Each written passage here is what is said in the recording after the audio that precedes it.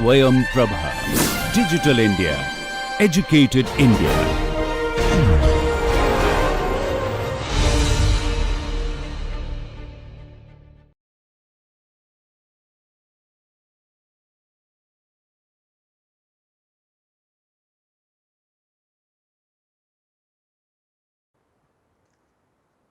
Good afternoon.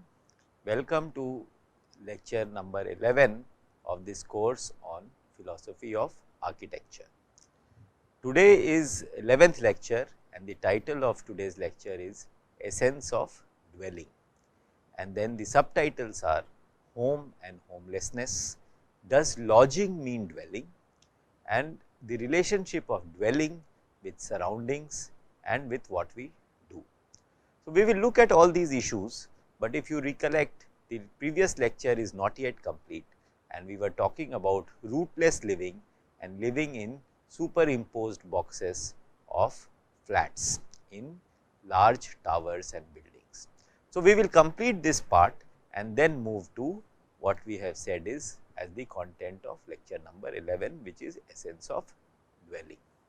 So, let us come back to this slide where we left the previous lecture. Now, today we live in an urban setting. Almost 40–50% of the world population lives in urban areas, in cities, and this number is only going to grow, it is not going to come down. There is a massive migration happening from rural areas to urban areas, and therefore, it creates pressure on the cities to create more and more housing solutions for an ever increasing population. Now, horizontally expanding city is problematic, because the farther and farther you go from working places, the more time it takes for people to travel to workplace, and therefore, it takes a large chunk of their time of the day in traveling. And that is why technology has been developed, so that the housing can grow vertically, and that is how these huge buildings, tall towers have been developed, where large number of people can stay at a relatively small area. Now, if the building goes up in the sky and a large number of people have to stay, generally what happens is flats are created, and flats are nothing but boxes which has other boxes within. So, box within a box within a box is the kind of living that is possible in vertical tall towers. So, house has become a vertical superimposed boxes, one box over the other box and so on so forth. Now, what is the problem with such houses?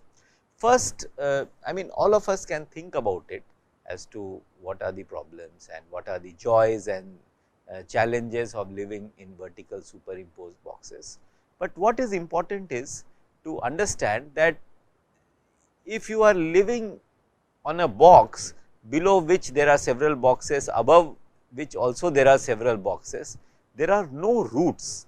It is almost a rootless living. A house, for it to have life, it needs nourishment, and where does the nourishment come from? And our examples are trees. Trees have roots, and roots go into the soil of the land, and that soil nurtures it with water, with other vitamins and other nourishments. And similarly, everything needs nourishment. Human beings need nourishment, and human beings' nourishment comes from its roots.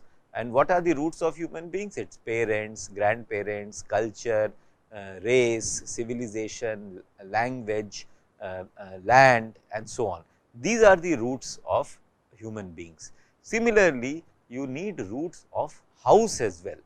A house needs to have roots, and if house is like a superimposed box, so one house below another house, below another house, above another house, and so on, there are no roots. And if there are no roots, then you are all hanging up in the air. We are all hanging up in the air, suspended in the air without really any root. So, if there are no roots, how can stability happen in life? not only house is suspended in the air, life is also suspended in the air. We are all suspended in the air, and that is one aspect of living in these skyscrapers. Another element, if you remember, when we did not have 100-floor houses or 50-floor houses, we had 3, 4, 5, 6-floor houses, and there were no lifts. So, what we used to do often as children, we will race against each other and see who goes to the top first, and the person who reaches first was treated like a hero. Today, is it even possible to think about climbing stairs of such buildings? So, that element of heroism, that if I climb these stairs fast, I become a hero, that element of heroism is lost, it is gone, and there is no heroism left in not only in the house, but perhaps not, there is no heroism left in the life itself. So, another element is cosmicity of a house. Now, today if you live in houses like these, whether outside the house, whether it is winter, whether it is summer, is it windy, is there a storm outside, we do not get to know anything at all. It is completely inured of what is happening outside. We do not get affected because it is air conditioned, because it is climate controlled, because it is such thick wall and it is covered from all sides. You do not really get to know whether what kind of weather is happening outside, is there a storm that is blowing, and so on. So, if there is no such thing, the cosmicity, the term used by Gaston Bachelard in his book Poetics of Space, he uses the word cosmicity, that the cosmicity of a house is lost. Now, what does this mean, cosmicity? Cosmicity means that house situates itself in the cosmos. In the cosmos means in this world, and it is affected by the world. So, if there is a winter and chilling winter, just the way people tremble in the cold, house will also tremble in the cold. If there is scorching sun, then the way people get burnt, house will also get burnt. So, house has an organic character, organic quality, and it is connected to environment, to earth, to the surroundings that is there. If the cosmicity is lost, what happens is the kind of life we lead inside such houses is also becomes plastic, it becomes artificial, it becomes unconnected not only to roots, but also to the environment. So, it is not connected, we will not tremble if there is a storm, we will not feel the heat if there is summer, we will not feel the cold if it is winter, and therefore, our connection, the connection of life to environment will be lost. And what is environment? Environment is nature. So, essentially what are we losing? We are losing the connection with nature.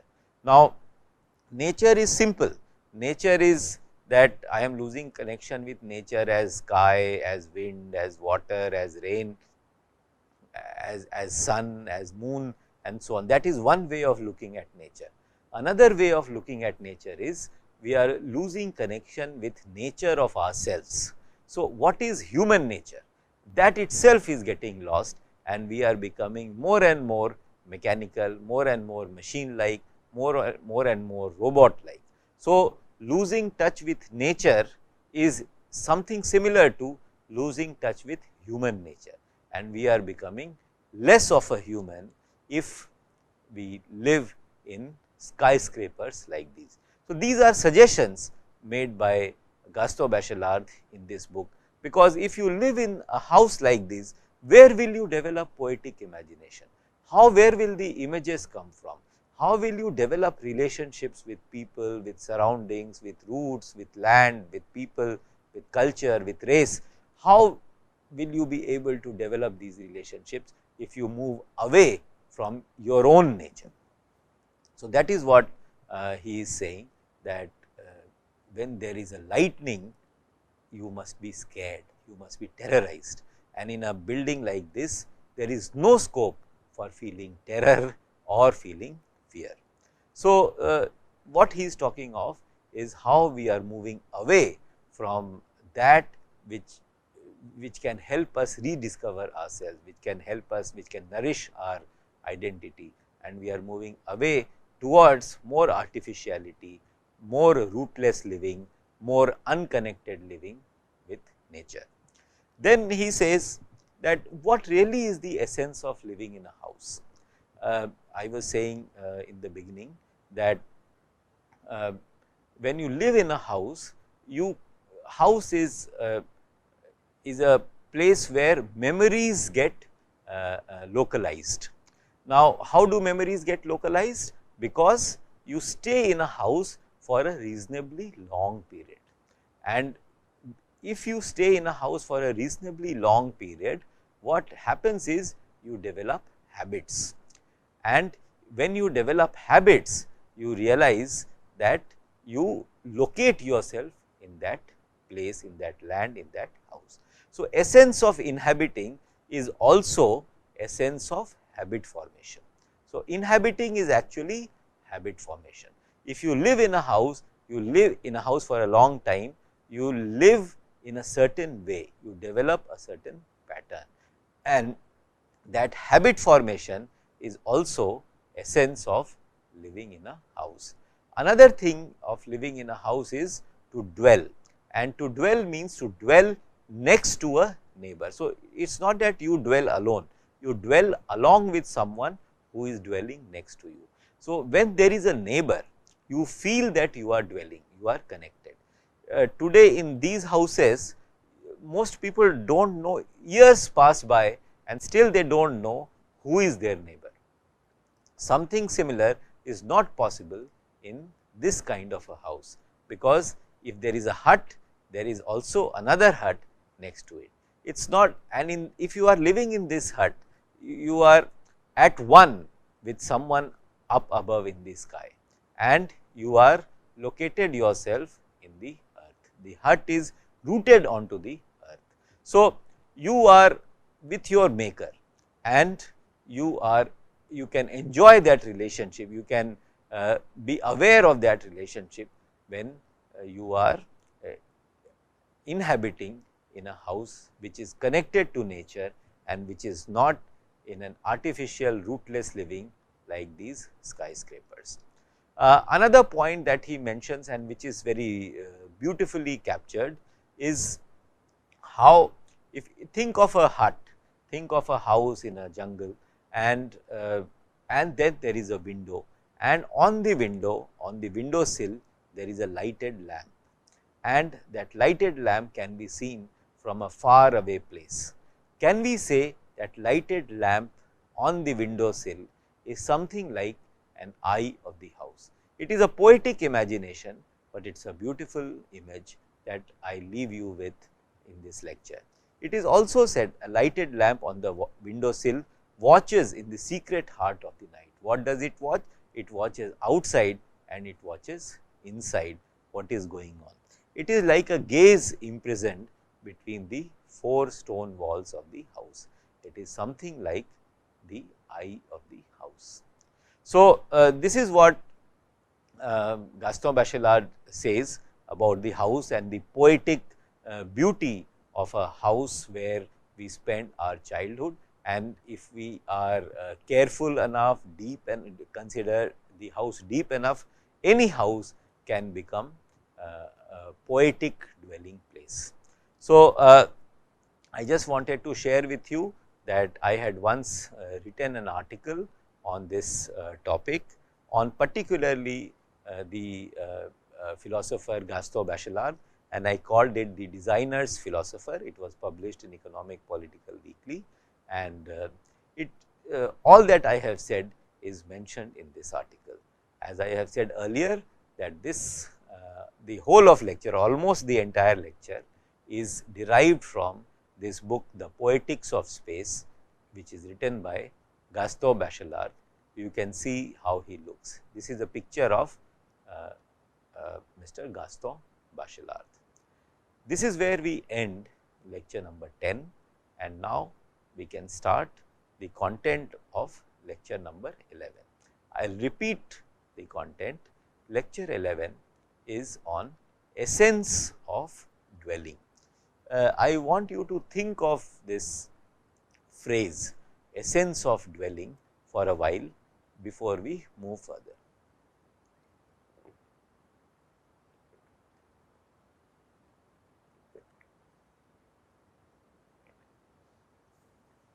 So, in this lecture we are going to cover home and homelessness.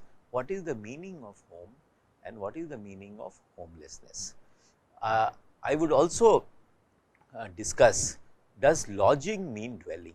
So, just if we stay in one house and lodge there with our stuff, does it mean dwelling, or dwelling is something more than that?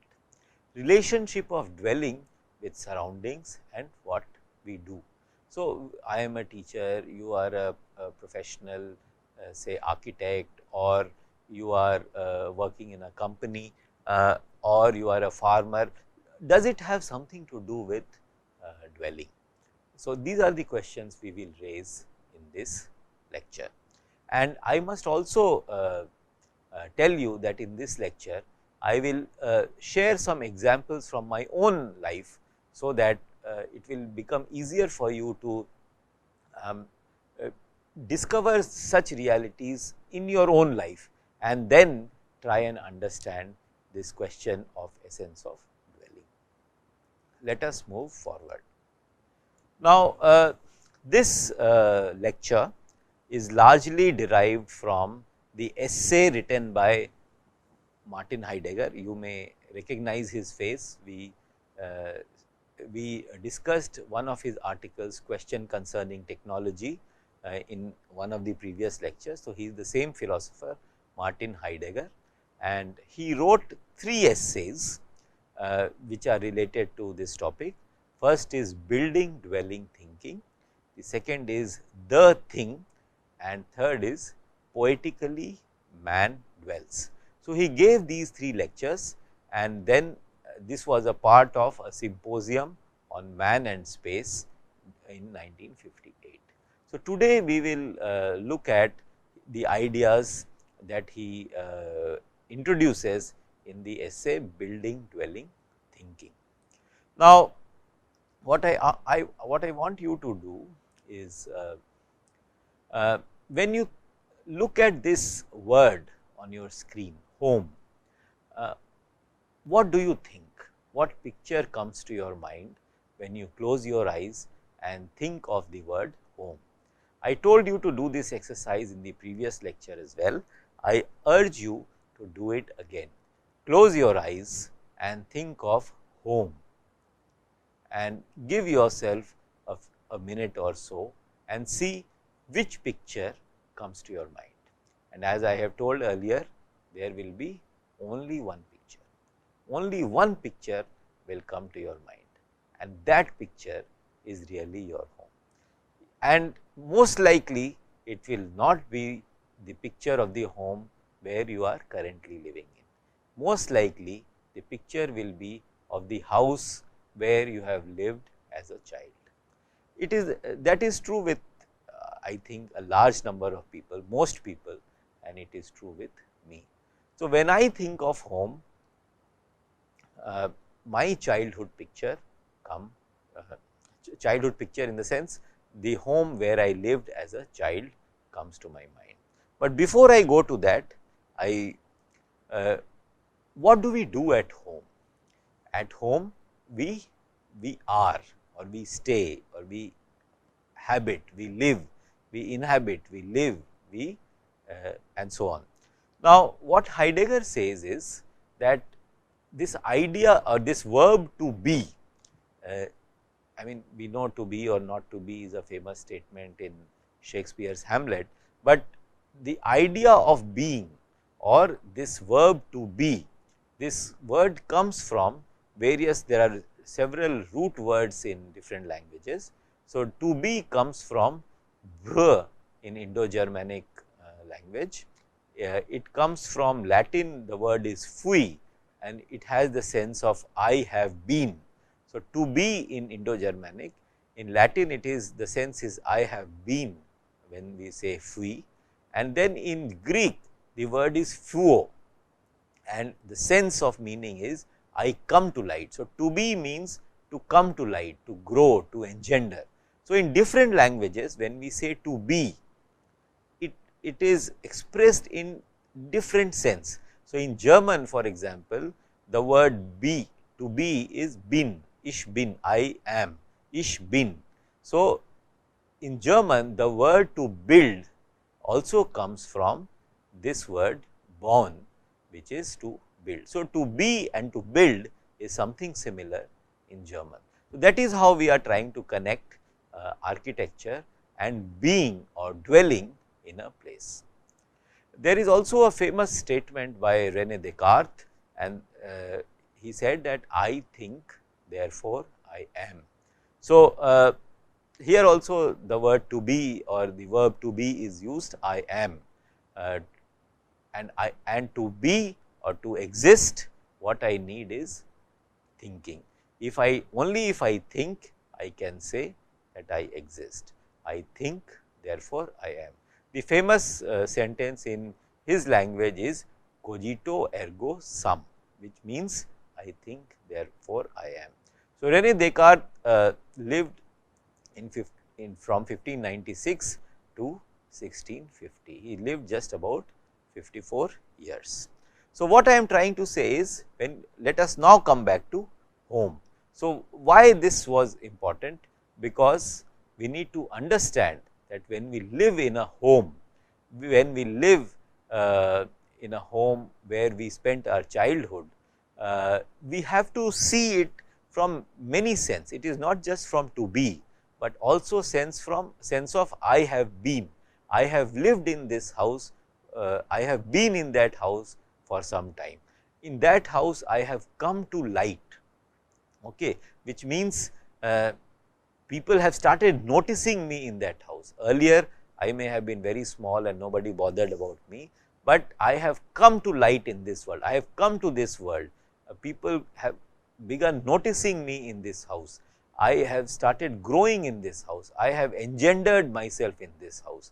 I have built in this house. So, when you look at your house, you must look at your being in the house from all these senses. What have you built? You have built yourself. So, from that sense, I want you to look at the word home. So, when I think of the word home, the house that comes to my mind is this.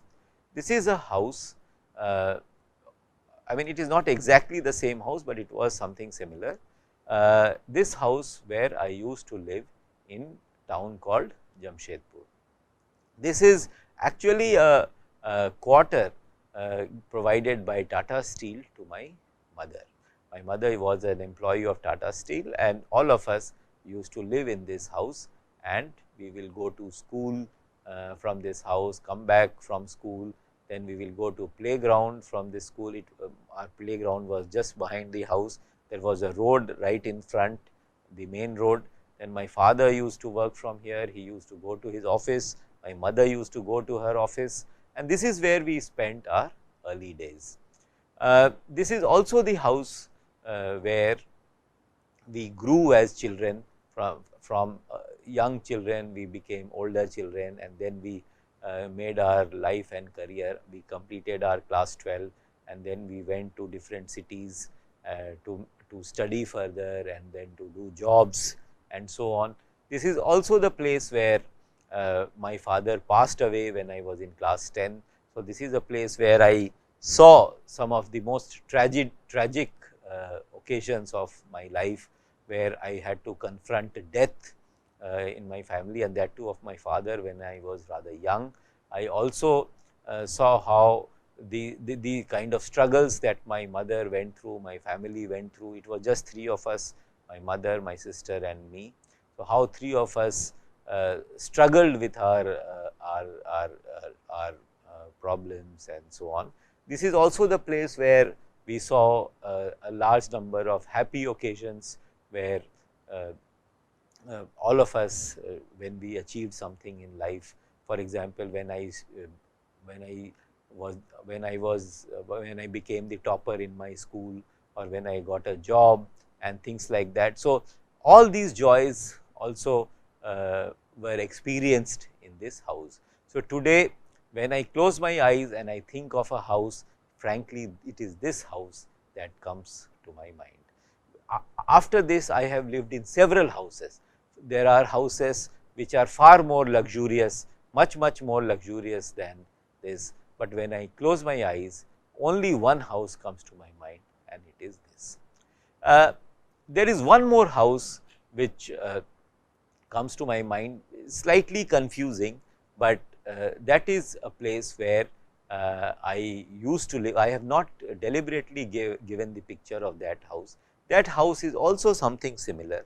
That is also a quarter given by the college where I was working as a assistant professor, where I had just joined and I worked as a teacher. That is also very simple house, which is again a quarter, which is not a flat, it is not a superimposed box, it is not a skyscraper, it is just a simple house which has a tree in front, a garden in front, and a backyard at the back. So perhaps what I am trying to say is that at the later half of your life, when you have a significant part of your experiences behind you, perhaps what comes to your mind as important is that house, that memory where you are connected to the earth and you are right below the sky. So, I leave you with this thought when we discuss these houses. The next house, the houses, I am trying to show you the places where I have lived and which has made some kind of impact in my life. So, this is a place, this is called NDA, National Defence Academy in Khadakwasla. I was a cadet in this academy, and I used to live in this quadrant, and in one of the rooms of this quadrant, you can see it is a lovely architecture, and you can see the windows, some of the windows open. So, my room was in one of these windows, and it was a beautiful room with French style window, and there was a study table, an easy table, a bed, and so on. So, here I was training to be a soldier, and while training to be a soldier, certain value system get imbibed by you, and I feel today that if I have some qualities of braving braving challenges of life and looking at life with stoicism and calm. It is something that has come from perhaps this building, and you can see, I mean, we were discussing the building of Wittgenstein, which was cubes and which had spiritual quality, ascetic, austere quality. I think this building also has that quality. You see the exposed surface, it is not really decorated, it is very simple and austere. So, perhaps this building has built likes and dislikes of mine in this life. Next building where I have stayed, this is another hostel. In fact, it was in the city of Calcutta, and this is the hostel of Calcutta University. It is run by Ramakrishna Mission. It is called Calcutta Students' Home. Now, this is also a building or a house where I have lived. I have lived here for 3 years, and you can see that it has a pond in between. It has buildings which are not very high. I mean, some buildings are just ground floor, and there are 2 buildings which has ground and first floor. So, I have lived in all of these houses in the course of 3 years. This is the pond where we used to take bath.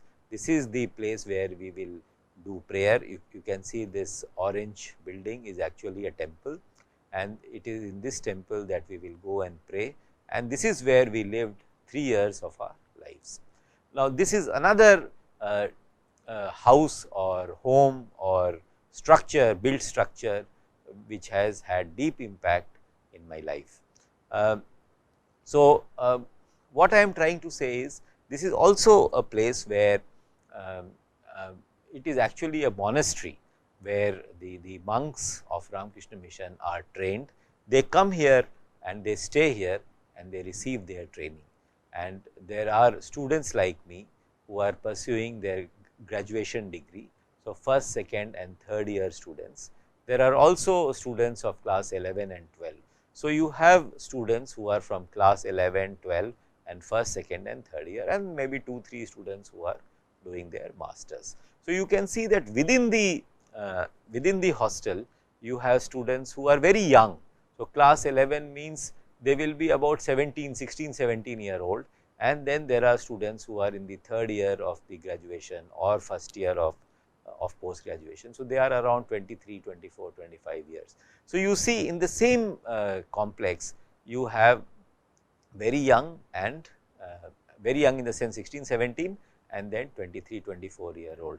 So, you see how that relationship is developed between those who are senior and those who are juniors, how seniors are expected to take responsibilities of the junior in their learning, in their life, in their growth and so on. And then in this campus you also have monks who have renounced their life and who are in the pursuit of something which is not very easy to understand, perhaps spiritual pursuit and things like that. So, what I am trying to say is that in a place like this, what do we have? We have nature, which means we have pond, we have trees, we have flowers, we have fish, we have harvesting going on, farming going on. We also have cows and so on, so that you have milk and stuff. And then you have something which is unexplainable, something which is spiritual, like there is a temple where you are expected to go and sing songs, and you have monks amidst you who are pursuing a life which is not very easy to understand. I mean, this is not a career that you can have. I mean, it is not a place where you can get a job and you can earn money and raise a family and so on. So, it is not like that. Here you see there are monks around you who are walking beside you and they are pursuing some other kind of life. So, what I am trying to say is that imagine the kind of experiences that a young boy will have. It is only for boys, it is not for women. So, imagine the kind of influences and experiences that a boy will have while living in this campus for a reasonably long period. So, he is connected to nature, he is also connected to something which is higher, which is spiritual. He is also connected to fellow human beings in a hierarchical sense, which means there are juniors and there are seniors and then there are peers. So, perhaps and these are the places which have made deep impact in my life, in my. So, what I am trying to say is that dwelling, and if you remember the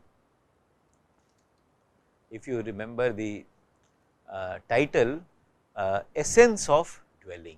So, what I am trying to indicate is what is the meaning of dwelling and how do we isolate. So, these are the houses where I feel I have lived meaningfully, and these are the houses which have contributed substantially to who I am, what I have become and so on. And I am trying to understand what could have happened in these houses that they indicate towards the real essence of dwelling. I am also giving examples of say this house.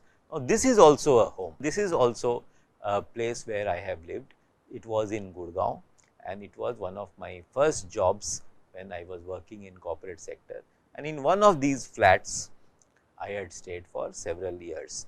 Now, if you ask me to think about it beyond aesthetics, I am not able to isolate any substantial experience related to this house, but it is also home, and it was, I mean, you can see that the kind of quality of this house compared to this house has to be vastly different, and yet I have enormous and beautiful memories of this house, but almost no memory of this house.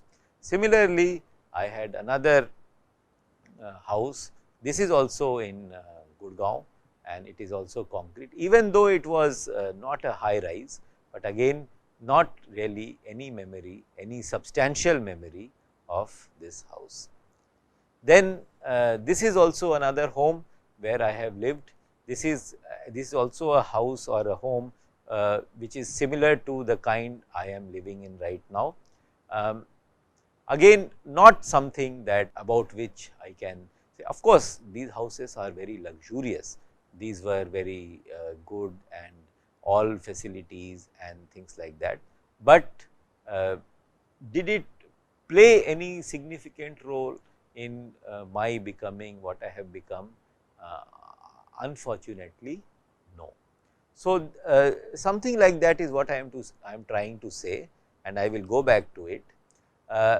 When we were talking about buildings like these, rootless living. So, this kind of living in these kind of houses. Now, it is quite symptom. I mean, can you not see what we have discussed while talking about these living in vertical superimposed boxes and living in places like these? Is it is, I mean, I feel that it is something similar, and therefore, if we want to isolate a sense of dwelling, we have to look at these experiences. I urge all of you to look at your own experiences of living in different kinds of houses, and then what kind of houses have made more impact in your life, and explore and try and understand why those houses have made greater impact on your life.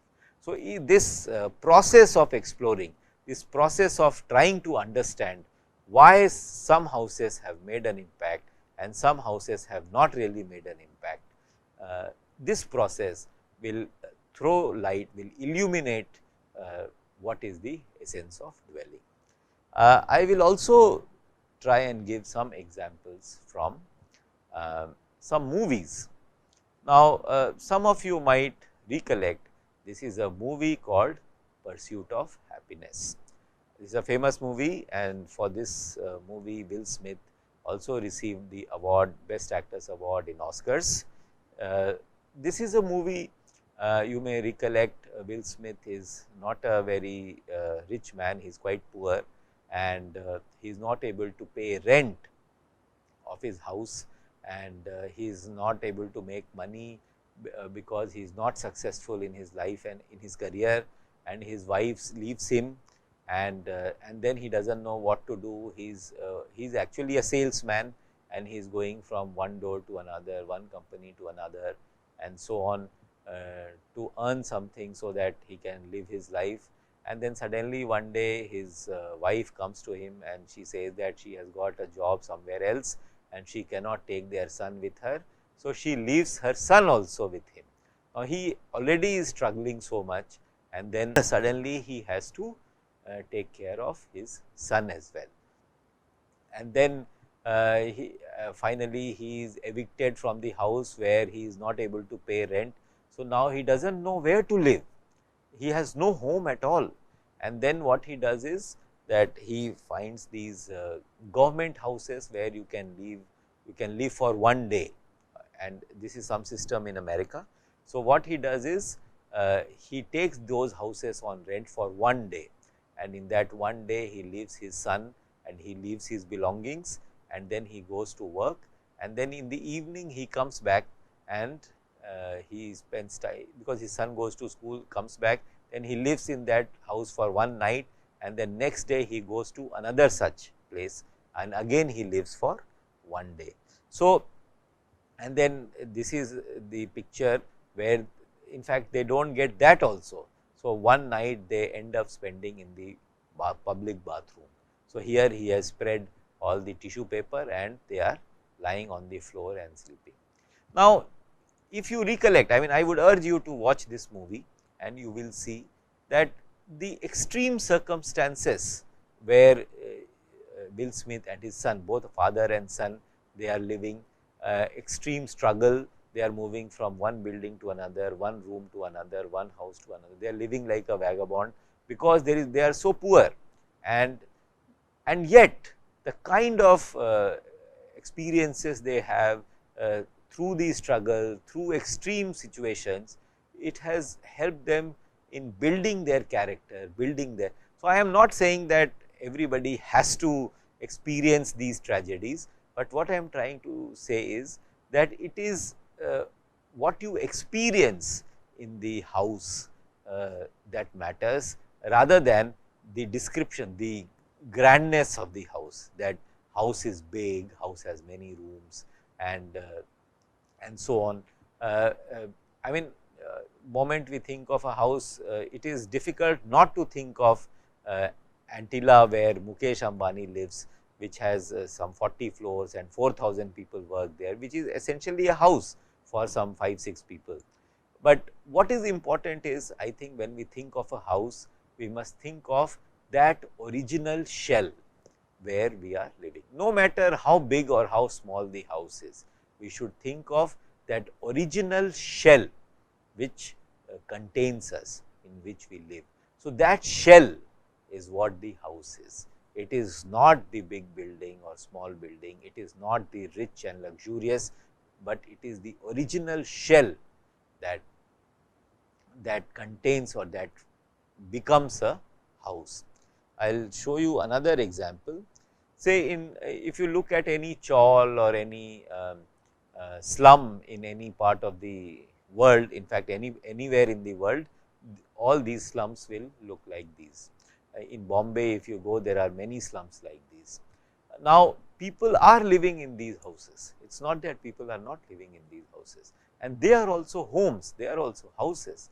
There are people who are going through their entire life cycle in these houses. Children are born, children mature, they become old, they die, and then their children come up and they live in these circumstances for a long period. These are also houses. So, is it homelessness or is it home? This is a question that we must ask ourselves, because I am sure many of them also do well. Often we see in social media that auto wala or someone from very modest background, their children have become CA, they have become IS officers, they do very well in life, and so on. So, in fact, recently I saw one example when one man is has put his picture of his house when he used to live in Raurkela, and that is a house which is even more modest than my house when I was in Jamshedpur. And then he has posted his picture with his current house in Dubai, where he has a number of Mercedes lined before a big mansion like house. So, he is saying that, see where I have come from where. So, what I am trying to say is that even in these chawls and these slums, people do live and they do well, and imagine what kind of memories they would have made while living in houses like these, and when they think of home, what they must be thinking of. So, when we think of home, we must also think of homelessness. We have a home, but many people, even though they have a home, they still feel they are homeless. So, when we say homeless, it means what? It means that perhaps the circumstances in which they live in the home is not very happy. Maybe there is a broken marriage, maybe parents are separated, maybe there are problems in the family, because of which living in home is not a very happy occasion, and therefore, even though you have a good home, but what you feel is homeless. You do not want to go back home, you do not want to live in that house, you do not like being in that house, and so on and so forth. So, that is also homelessness, that is also home, and yet there is homelessness. So, what I am trying to say is that all of this combine, all of this must be thought about when we are trying to isolate the essence of dwelling. What is the meaning of dwelling? What is the meaning of home? Another example I can give is of a movie called The Last Tango in Paris. This is also a famous movie, and in this you can see the actor, the male actor is Marlon Brando, the famous actor, and this is a very interesting story, and here I have mentioned homelessness and memory. The story of this picture or this movie is that Marlon Brando, this character, is actually living, is looking for a house on rent, and he comes to this house looking for a house on rent. And while he is looking at this house for rent, he also sees that this lady, this girl, is also looking for a house on rent, and both of them meet here. And then both of them meet here, and then what happens is something that you will discover in the film if you choose to watch, and I urge you to watch this movie. But what happens is that they get into a relationship, and they start meeting each other in this house itself. Once again, how much time is left? 46. Okay. So, so they start meeting in this house, and what happens is they develop a relationship between each other, and you know, it starts something in a very funny way. When they meet each other for the first time, Marlon Brando rapes her, and after raping, it's not that she is angry or anything, and even then they start having a relationship, and it is shown that Marlon Brando has recently lost his wife. His wife has died, and this lady has a boyfriend with whom she is having, I mean, she has a boyfriend whom she is going to marry soon. Then when they meet each other, they decide, and in fact it is Marlon Brando, because she is young and she is impatient and she wants to know who are you, what is your name, what do you do, what is your history, and she wants to tell him also about herself. But Marlon Brando stops her, and he says that no, let us do an experiment, and that experiment is that when we meet, this is moment 0 or time 0. From here our life begins. All right. So, anything that has happened before this time does not exist. So, here onwards, I am meeting you and you are meeting me, and our life begins at this moment.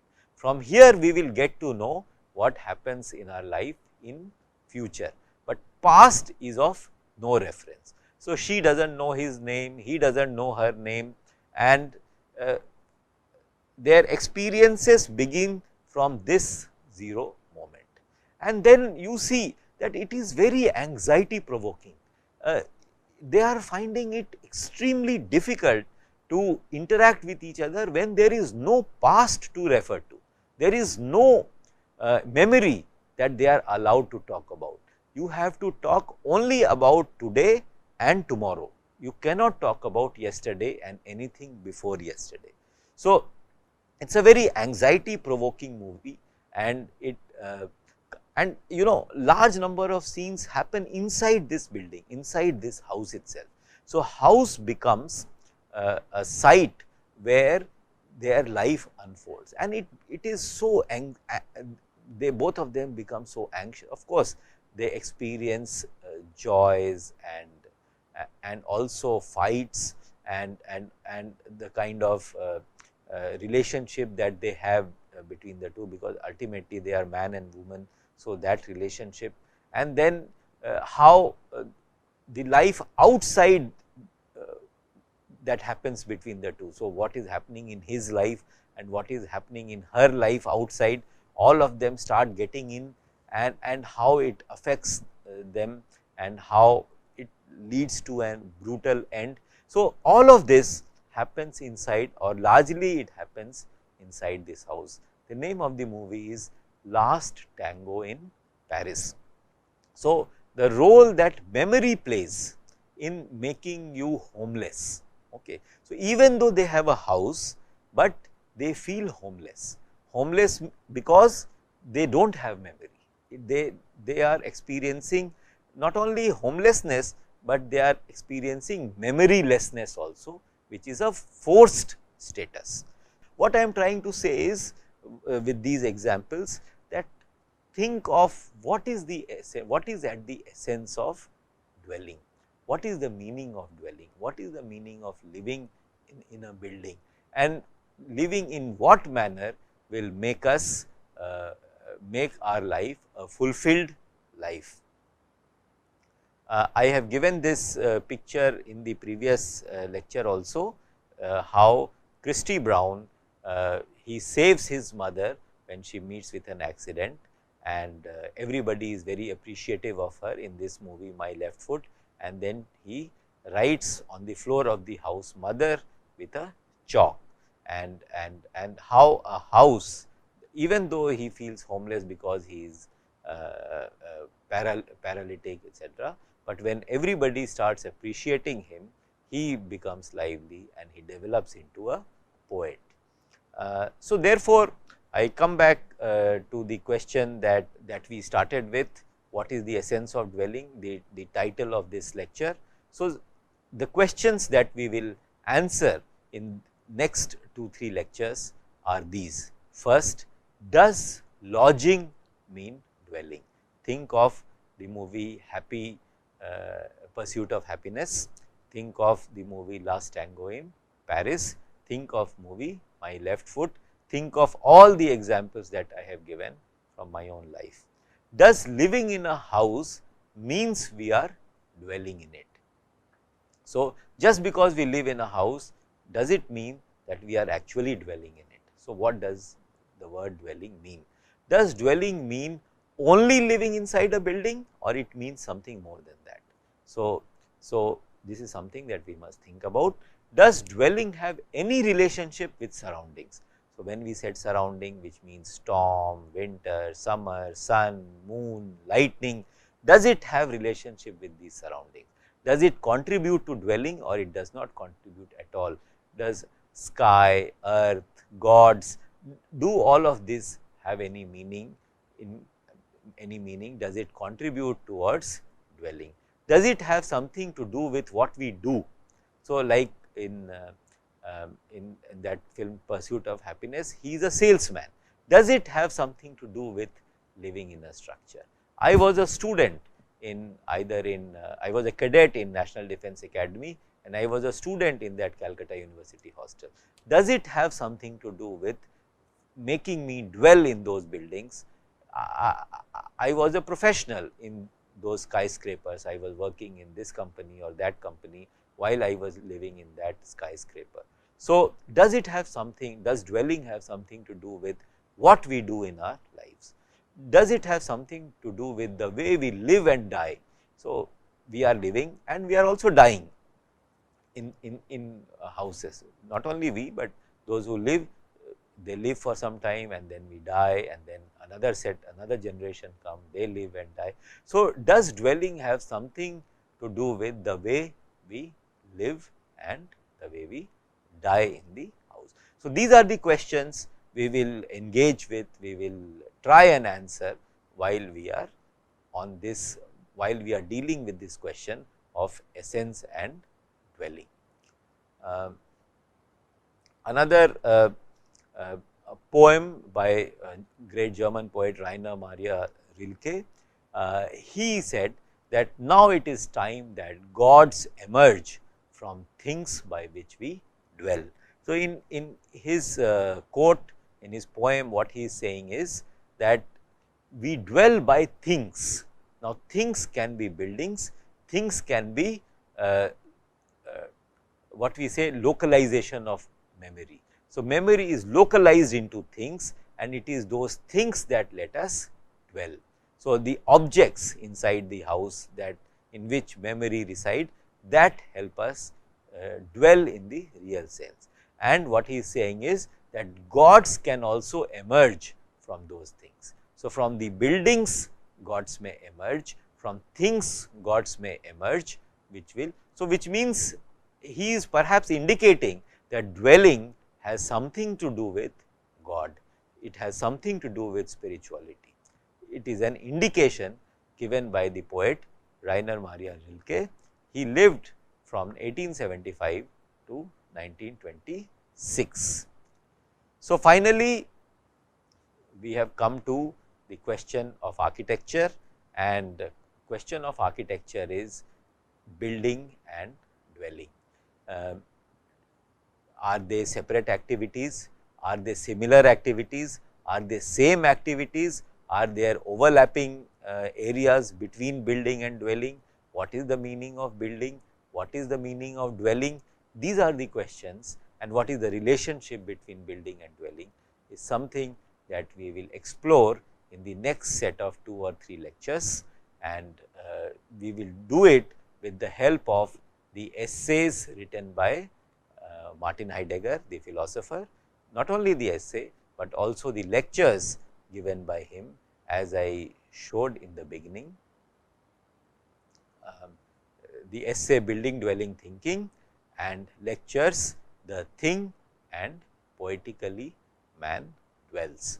So, this is what we are going to do in the next few lectures, and I hope I was able to take you on a journey of exploring various homes that you have lived in your life, and can you look at each one of those homes where you have lived, and what has been the quality of those homes, and what contribution those homes have made to your life, and your experiences in which one of these homes can be considered closer to dwelling, can be considered that those homes made a deep impact on you, and they gave a shape to what you have become today in your life. I hope I have been able to create some questions in your mind and indicate you to move in a certain direction and look at your experiences deeper and understand what those experiences have done to you. Thank you very much. I look forward to seeing you in the next lecture. Thank you.